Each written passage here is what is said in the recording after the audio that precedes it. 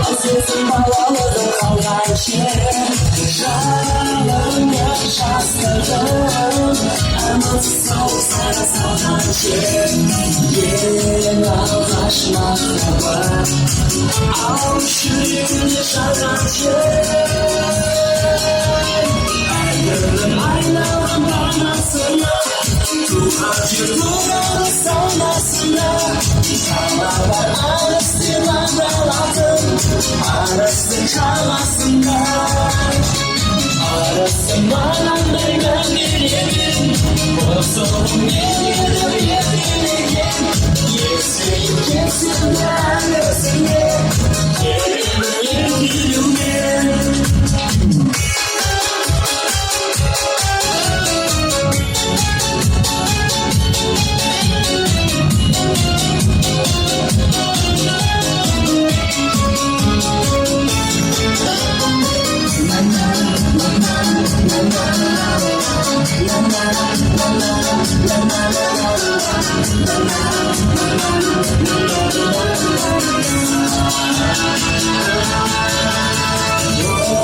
Gönlümün ağrısı, ben tutmuş oldum oramı. Gönlümün ağrısı, sen olmasan beni koyardın.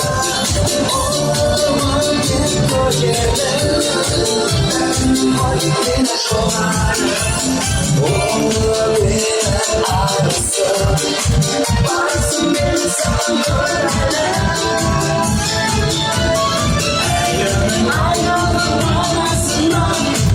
Tuğacı duran sanasına, çalmalar arasına daladım, arası çalmasına. Arasına meydan yedim, bozulum yedim.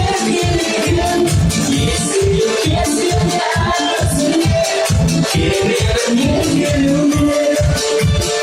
Yerim gülüme. Yerim gülüme.